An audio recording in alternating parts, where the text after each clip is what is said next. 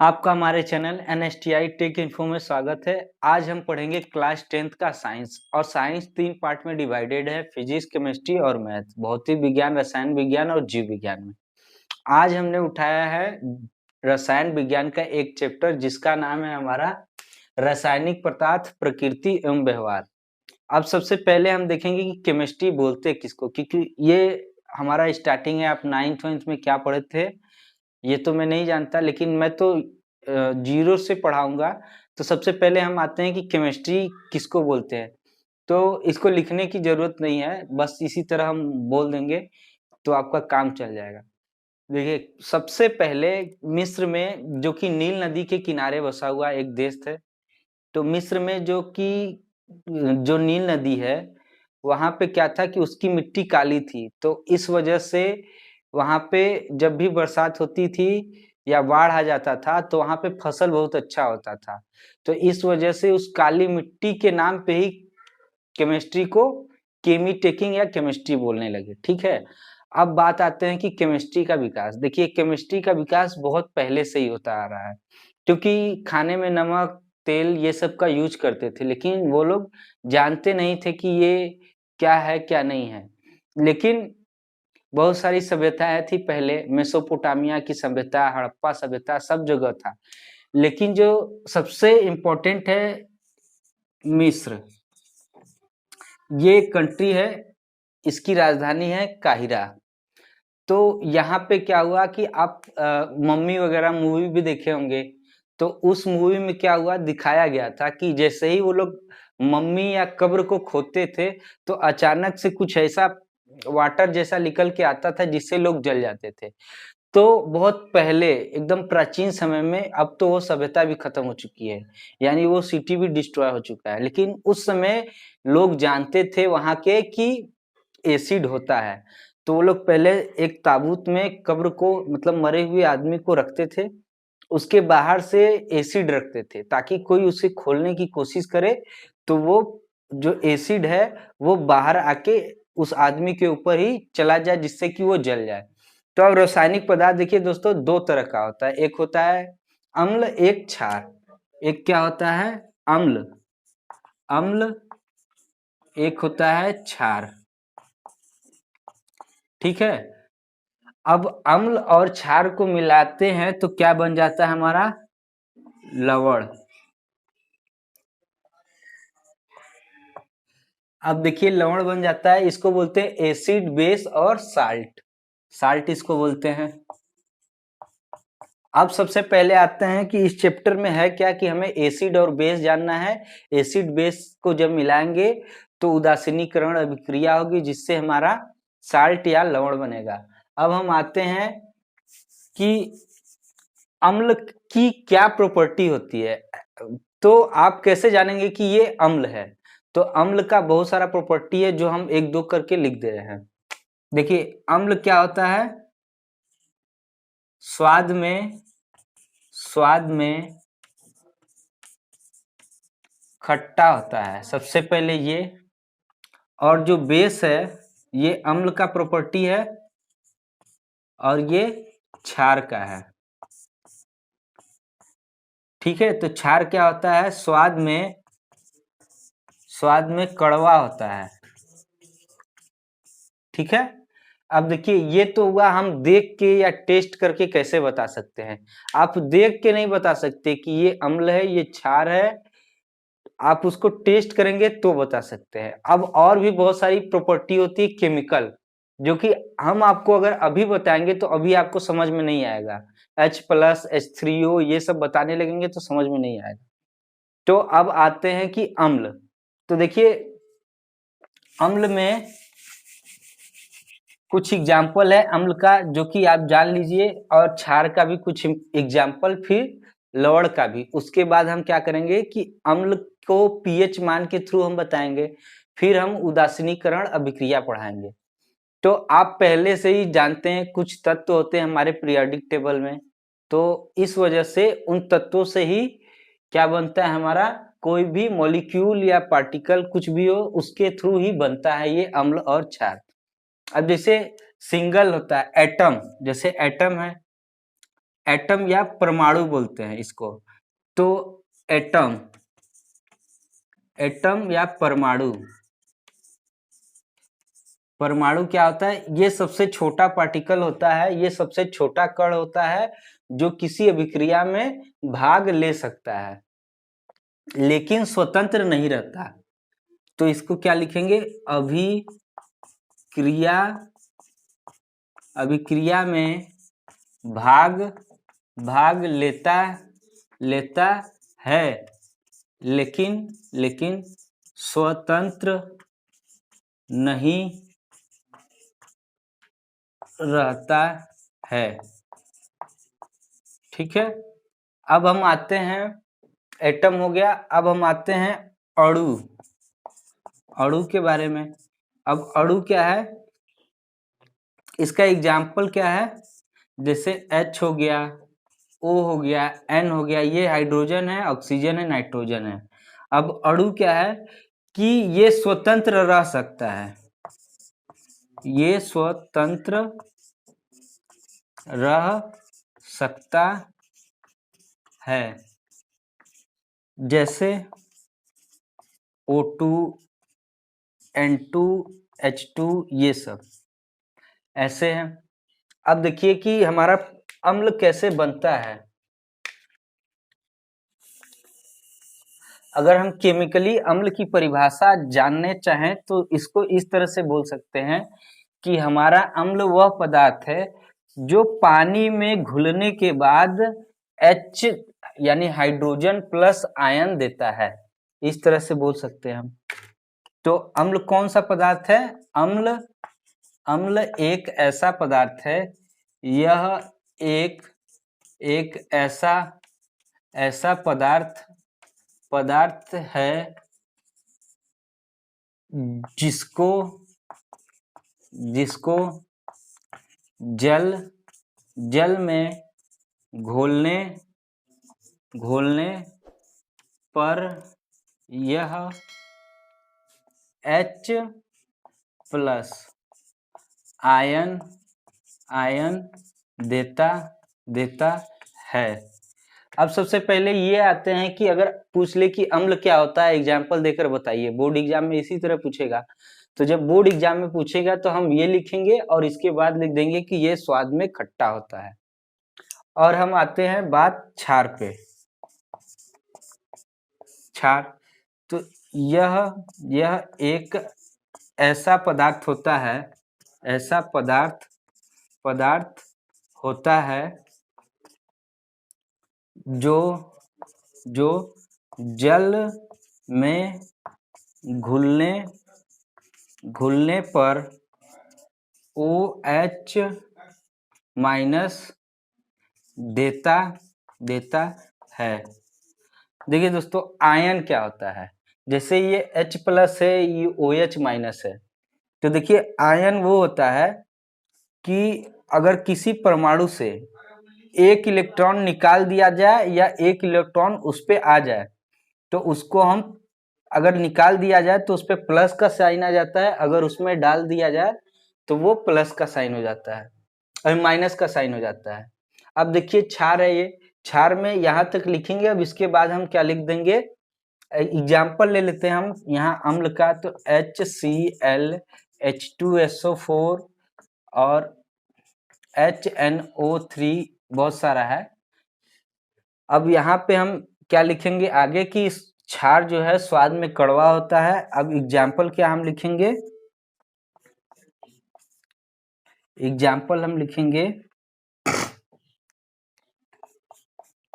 NH3 लिखिए सिर्फ, और भी बहुत सारा है लेकिन लिखने के लिए। अब आते हैं हम, देखिए कि लवण क्या है। ठीक है, लवण क्या है ये भी जान लेते हैं हम। लवण में क्या है कि जब हम अम्ल और क्षार को मिलाते हैं एक साथ तो हमारा लवण बनता है, साल्ट बनता है।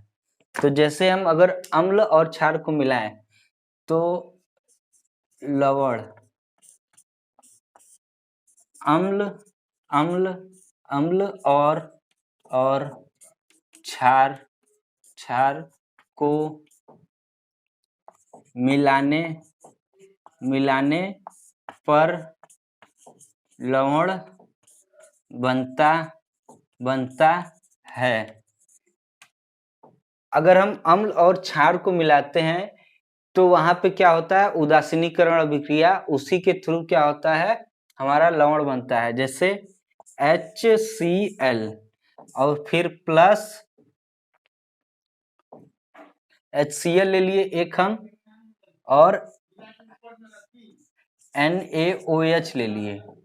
अब ये अभिक्रिया हुई, देखिए ये क्या है, अम्ल है, ये क्षार है, तो ये क्या होगा, H बाहर निकल के इसके साथ आ जाएगा, N के साथ, Na के साथ, और Cl यहाँ पे आ जाएगा। तो हमारा क्या बन जाएगा, NaCl प्लस, देखिए ये OH और प्लस H कितना हो जाएगा, H2O। तो देखिए कि NaCl ये क्या हो गया हमारा, अब यहाँ देखिए अम्ल है, ये क्षार है, और ये क्या है, लवण है, और ये जल है। अब आते हैं हम उदासीनीकरण अभिक्रिया। ये एग्जाम्पल हो गया आपका। अब हम आते हैं उदासीनीकरण अभिक्रिया की तरफ। पहले परिभाषा जान लेते हैं, उसके बाद समझेंगे, पूरा एग्जाम्पल देंगे हम, और तब तक आप लोग इसको लिखते रहिएगा, क्योंकि लिखेंगे तभी समझ में आएगा। और केमिस्ट्री ऐसा सब्जेक्ट है कि अगर एक बार स्टार्टिंग में नहीं समझ में आया तो फिर आपको बाद में 12th वगैरह में अगर नहीं समझ में आया स्टार्टिंग वाला पार्ट, तो फिर बाद में आप कितना भी रट लीजिए, कुछ भी कर लीजिए, नहीं समझ में आने वाला। तो अब देखिए उदासीनीकरण अभिक्रिया, उदासीनीकरण अभिक्रिया। अब आप पूछेंगे कि अभिक्रिया क्या होता है, तो जब हम मिलाते हैं ना, तो वो अम्ल और क्षार को, तो वो एक दूसरे के साथ रिएक्ट करते हैं, तो इसी को बोलते हैं अभिक्रिया। जो प्रोडक्ट बनता है हमारा, लास्ट में जो बनता है लवण और जल, तो वही हमारा अभिक्रिया है। तो देखिए इसमें क्या है, जब हम अम्ल और क्षार को मिलाते हैं तो हमें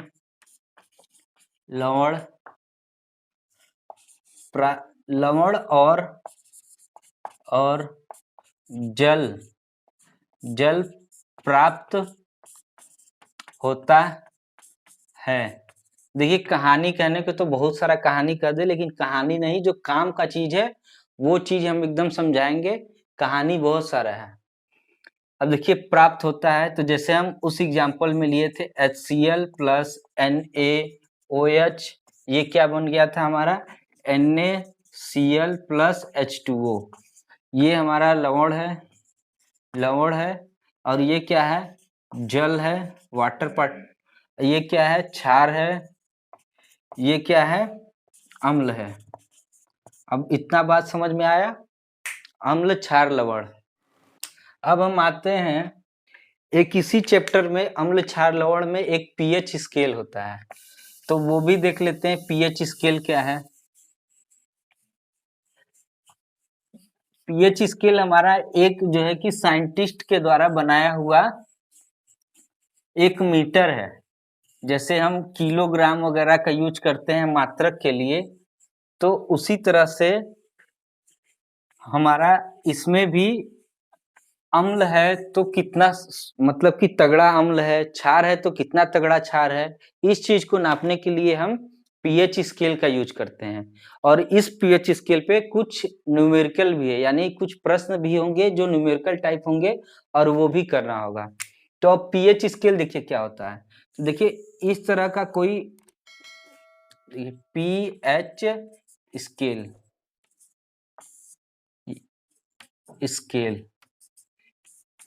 इसको हिंदी में भी स्केल बोलते हैं। देखिए ये क्या होता है, 0, ये हो गया, यहाँ 0 1 2 3 4 5 6 7 8 9 10 11 12 13 14 0 से लगा के 14 तक, ये कहां से कहां तक होता है? 14 तक।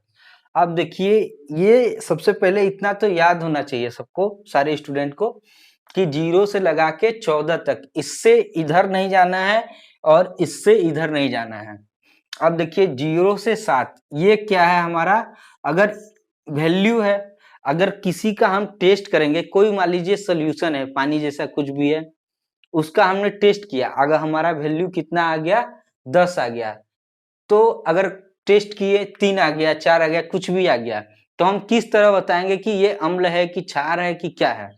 अब देखिए ये क्या है?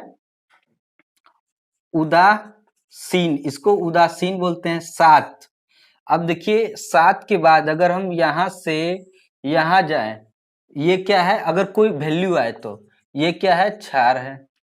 और यहां से यहां तक जाएंगे तो ये क्या है? अम्ल है। ठीक है, अब इसका टेस्ट होता है, तो टेस्ट भी पढ़ना होगा, वो बाद में थोड़ा पढ़ाएंगे, लेकिन अभी 7 तक है। ठीक है, 7 से 8 9 10 11, ये यहां तक अगर उस सोल्यूशन में कुछ डाले, हमारा वैल्यू ये सब आया, तो हम क्षार बोलेंगे। 8 9 10 11 12 13 14, और ये 7 से 6 5 4 3 2 1 0 ये आया, तो हम इसको क्या बोलेंगे? क्षार, अम्ल बोलेंगे। अब देखिए इधर से इधर चलते हैं, तो अम्ल, अम्ल की प्रबलता, प्रबलता बढ़ती बढ़ती है। ठीक है, और अगर यहां से यहां तक जाएंगे, इधर जाएंगे ऐसे, और इसमें क्या है? ऐसे जाएंगे, तो ये क्या है? क्षार की प्रबलता बढ़ती बढ़ती है। ठीक है, अम्ल की प्रबलता बढ़ती है, यहाँ पे क्षार की प्रबलता बढ़ती है। अगर कोई सोल्यूशन है, सपोज दैट ये बीकर है, इसमें एक कोई सोल्यूशन है और हम टेस्ट किए, तो हमारा वैल्यू कितना आ गया? 4 आ गया। तो देखिए 4 कहाँ है इस स्केल में? यहाँ है, यानी ये अम्ल वाले में है, तो ये क्या है? अम्ल है। अब मान लीजिए ये सोल्यूशन है, इसकी वैल्यू कितनी आ गई? 12 आ गई, तो ये देखिए 12 कहाँ है? ये क्षार में वाले में है, तो क्षार हो गया। अब जैसे हमको 3-4 सोल्यूशन दे दिया, ठीक है, अब हमको अगर 3-4 सोल्यूशन दे दिया, वैल्यू दे दिया, हमको पूछा कि कौन सबसे तगड़ा है। अब देखिए हमको दे दिया 4 3 2 5 और यहाँ पे 6, इस तरह से दे दिया। ठीक है, वैल्यू। अब देखिए हमसे क्या पूछा कि एक, देखिए ये सब क्षार अम्ल है, देखिए यहां से देखेंगे सब अम्ल है। तब हमसे पूछा कि कौन सा अम्ल सबसे तगड़ा है, तो हम बताए थे कि इधर से इधर आएंगे तो प्रबलता बढ़ती जाएगी। तो देखिए जो सबसे इधर होगा वो सबसे प्रबल होगा, और जो सबसे इधर होगा वो प्रबल नहीं होगा। उसी तरह से जो सबसे इधर होगा वो प्रबल क्षार होगा, और जो इधर होगा वो थोड़ा कम प्रबल होगा। तो देखिए अब इसमें क्या होगा कि प्रबलता कैसे बढ़ेगी। तो आपको आपको मान लीजिए बोल दिया कि प्रबलता, प्रश्न बोल दिया कि प्रबलता, प्रबलता के बढ़ते बढ़ते हुए क्रम में लिखो। ठीक है, अब लिखो, तो हम क्या लिखेंगे यहाँ पे? सबसे पहले हमारा क्या आएगा? देखिए जो सबसे इधर होगा वो सबसे प्रबल होगा, तो हमको सबसे कम वाला प्रबल लिखना है। देखिए 6 है, यहाँ देखिए 6, फिर क्या होगा? 5 होगा, फिर क्या होगा? 4 होगा, फिर क्या होगा? 3 होगा, फिर क्या होगा? 2 होगा। ये हो गया हमारा प्रबलता बढ़ते हुए क्रम में। अब इसी तरह से क्षार का भी एक एग्जांपल ले लेते हैं। सर मान लीजिए यहाँ पे वैल्यू कुछ और दे दिया, ठीक है, अब हम इसको मिटा लेते हैं, इस स्केल को। ये स्केल अब मिट गया है। अब इसी तरह से हम बोलेंगे और आप लिखे होंगे कॉपी में, तो करिएगा। अब आते हैं हम कि 13 8 7, 14 ये दे रखा है। अब बोल रहा है प्रबलता के बढ़ते हुए क्रम में लिखो। तो देखिए जो सबसे उधर होगा वो सबसे प्रबल होगा। तो देखिए क्षार के प्रबलता, क्षार के, अब देखिए क्वेश्चन हमारा यहाँ से है, क्षार के प्रबलता के बढ़ते हुए क्रम में लिखिए। तो हम क्या आंसर देंगे इसका?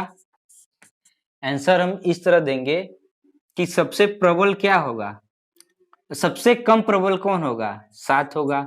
फिर सबसे ज्यादा प्रबल क्या होगा? इससे ज्यादा प्रबल क्या होगा? 8 होगा। फिर इससे ज्यादा 13 और सबसे ज्यादा 14। देखिए ये क्षार के प्रबलता के बढ़ते हुए क्रम में है। अगर इसी क्वेश्चन में हमको बदल दे, अब बोल दे कि हमको अम्ल के प्रबलता के बढ़ते हुए क्रम में बताओ, तो देखिए सबसे ज्यादा क्षारीय ये है, सबसे कम क्षारीय ये है। लेकिन हमसे उल्टा पूछ दे कि सबसे प्रबल अम्लीय कौन है? देखिए अम्लीय है नहीं, लेकिन पूछ ले तो क्या करेंगे हम? तो सबसे प्रबल अम्लीय ये होगा। उसके बाद कौन होगा? इससे कम प्रबल 8 होगा। फिर इससे कम प्रबल 13 होगा। फिर इससे कम प्रबल 14 होगा। तो ये देखिए हमको पूछ दिया अगर कि अम्लीयता के बढ़ते हुए क्रम में, ये क्या है? अम्लीयता के बढ़ते हुए क्रम में, देखिए इधर से इधर आएंगे, ठीक है। ये सबसे कम, इससे बाद इससे बाद ये सबसे प्रबल। अब हम आते हैं, एक और चीज आता है इसी में कि पीएच स्केल हो गया। अब हमको अब पीएच स्केल पे मान लीजिए एक हम बता देते हैं, आप लॉगरिथम पढ़े होंगे, पीएच स्केल पे वैल्यू कैसे निकालते हैं, ये चीज हम आपको बताने वाले हैं। तो देखिए सबसे पहले उसका क्या दिया होगा? सांद्रता। तो सांद्रता दिया होगा, हम निकालते कैसे हैं? फॉर्मूला क्या है पीएच स्केल का? तो पीएच स्केल है, ठीक है। इसका फॉर्मूला क्या होता है? -log 10 है बेस, और यहाँ पे क्या होगा कि H प्लस आयन की सांद्रता या -log 10 OH माइनस की सांद्रता। अब देखिए इसमें भी निकालने का, कभी H प्लस दे सकता है, कभी OH माइनस। अब देखिए एक प्रश्न लेते हैं हम यहाँ पे, एक इसको ध्यान से देखने वाला बात है कि हम प्रश्न लेते हैं यहाँ पे कि कोई दे दिया है कि H प्लस की सांद्रता क्या होता है? आप इस तरह से सांद्र मतलब कि जो ज्यादा गाढ़ा है, जो ज्यादा गाढ़ा है उसको सांद्र बोलेंगे, जो कम गाढ़ा है इस तरह से समझिए, जो कम गाढ़ा है उसको कम सांद्र बोलेंगे। तो सांद्रता हमको दे दी क्या, कितना दे दिया है? 10⁻⁻5 दे दिया है H प्लस की सांद्रता। अब बताइए कि इसका पीएच वैल्यू कितना है? पीएच वैल्यू पूछ रहा है हमसे, पीएच का मान पूछ रहा है। तो हम पीएच इज इक्वल टू क्या रखेंगे कि -log 10, और H प्लस की सांद्रता कितनी दे रखी है? 10⁻⁻5। आपको ये सॉल्व करने आना चाहिए कि 10⁻⁻5 दे रखा है तो ये -5 आगे आ जाता है। देखिए माइनस पहले से है, और अगर -5 आ गया, और ये क्या हो जाएगा? log 10 base 10। इसको पता है ये 1 होता है, मैं थोड़ा बहुत आना चाहिए, ये 1 होता है। -5 इंटू -1 माइनस है, तो ये हो जाएगा 5। यानी इसकी क्या है ये? H प्लस की सांद्रता ये है, तो पीएच स्केल पे वैल्यू 5 आई, तो ये क्या है? अम्लीय हो गया, ठीक है। ये हो गया अम्लीय। देखिए हिंदी उतना अच्छा से नहीं लिख पाते हैं, फिर भी समझ जाना है। अब इसी में हम क्वेश्चन बदल देते हैं। ये तो हमारा पहला क्वेश्चन था। अब देखिए दे दिया है कि H प्लस की सांद्रता दिया था, यहाँ पे मान लीजिए H प्लस की सांद्रता 10⁻⁻10 दे दिया। तो हम क्या करेंगे? pH log 10 माइनस है बेस, और यहाँ पे क्या रखेंगे? 10⁻⁻10। अब देखिए ये दे दिया। अब हम क्या करेंगे? इसको -1 गुणे 10⁻10, तो -10 बाहर आ जाएगा, मल्टीप्लाइड log 10 ये हो गया 1 और यहाँ से यहाँ मल्टीप्लाई करेंगे हमारा 10 हो गया। 10 कहाँ है हमारे क्षारीय में, तो देखिए ये क्या हो जाएगा क्षारीय, समझ गए, क्षारीय हो गया। और एक जो हमको बात बताना था कि देखिए H+ की सांद्रता और प्लस OH- की सांद्रता ये कितनी होती है 14 होती है, समझ गए। अब इस तरह से हमको निकालना होता है। अगर H+ की सांद्रता दे रखी है तो इतना, अब हम इसी में क्या कर देते हैं, इसी प्रश्न में मात्र OH- की सांद्रता दे रखा है इतना, तो अब हम क्या करेंगे कि OH- की सांद्रता दे रखी है तो हमको तो H+ की सांद्रता निकालनी पड़ती थी, लेकिन अगर हमको OH की सांद्रता दे रखी है तो हम इसी तरह करेंगे और देखिए क्या आ जाएगा हमारा 10 आ जाएगा। 10 क्या आ जाएगा भैया कि OH- के हिसाब से 10 आ गया, ठीक है, OH- के हिसाब से 10 आ गया, 10 आ गया यहाँ पे। अब 10 को यहाँ रख देंगे, 10 यहाँ रख दिए, H+ का हमको चाहिए pH वैल्यू और यहाँ 14 है, तो देखिए H+ बराबर कितना आ जाएगा 4 आ जाएगा, घटा लीजिए, ये क्या हो गया अम्ल, ये अम्ल हो गया, ठीक है। तो आज के वीडियो में हमने क्या क्या पढ़ा, अम्ल क्या होता है, क्षार क्या होता है एग्जाम्पल के साथ, लवण क्या होता है एग्जाम्पल के साथ, उदासीनीकरण अभिक्रिया क्या होती है, पीएच स्केल पे अगर वैल्यू दिया हो तो, और उसके बाद हमने पीएच स्केल से सांद्रता वगैरह दिया हो तो कुछ प्रश्न किया था। आगे और भी 2-4 प्रश्न करेंगे, उसके बाद हम पढ़ेंगे क्या कि अम्ल की टेस्टिंग कैसे की जाती है, क्षार की टेस्टिंग कैसे की जाती है और लवण की टेस्टिंग कैसे की जाती है, ठीक है।